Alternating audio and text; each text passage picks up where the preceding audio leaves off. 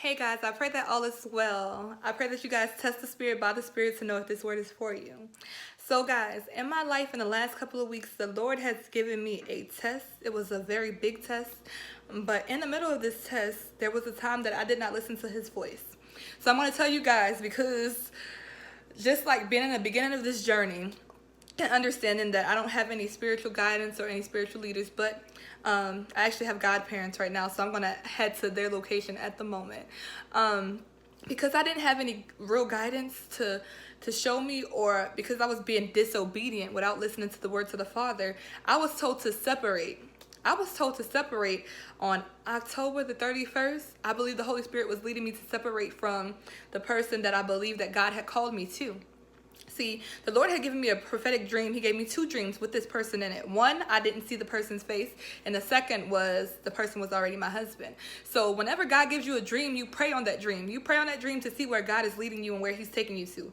But God guided me through the entire process of dating and being courted by this young man. And there was times where he heightened my discernment so I could understand something was not right. But at the same time, I was getting distracted to the point that I stopped reflecting daily on what happened throughout the day. I would still pray, I would still praise, I would still worship, but I would stop reflecting daily. So when I've been talking to you guys over the past 2 weeks about daily reflection, daily planning, guys, stick to the plan and trust the process, because right now God is putting us through a process. No matter what season you're in, you can actually cause a delay if you don't listen to what God is telling you. If you don't heed the words of the Father whenever he's giving it to us, when he says separate, because he probably have to do some great and mighty work in that man's life, at the same time he's still healing us and doing the work in our life.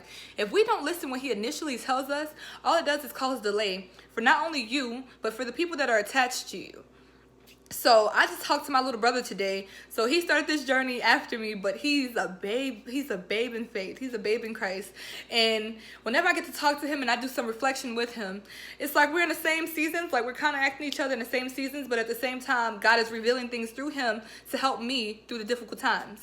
So I'm going to let you guys know that when the Father tells you something, you listen. You heed the voice. When the voice tells you, and we know that there's two voices, but when the voice of God tells you something, don't negate the fact that he's telling you something. Rebuke the devil. Matter of fact, resist the devil and he will flee from you.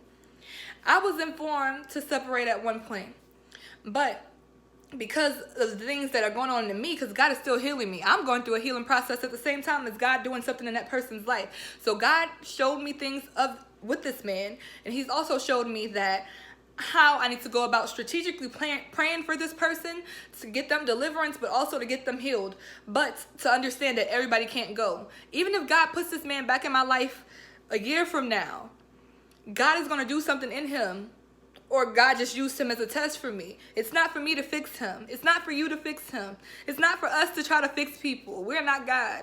We have the indwelling of the Holy Spirit. He will not leave us nor forsake us, but it is not our job to try to fix people. It is not our job to try to love them like the Father loved them. All we can do is love us. Love us enough, because the self-love is like loving your neighbor as you love yourself. So you got to love God with all your heart, all your mind, and all your spirit, and then you got to love your neighbor as you love yourself. You got to love yourself first. And I won't even say put yourself first. Put God first, and then put yourself there. If you don't put God first and seeking him first in his kingdom, and then putting yourself right after that and listening to the voice of God, then you can put yourself in a situation that you can't get yourself out of. And God would have to deliver you from that situation. So when you hear that voice from God telling you and unctioning you to do something, listen to the Lord. The Father is not going to leave you nor forsake you. He's not going to guide you in the wrong direction. If anything, he's going to use everything for a testimony.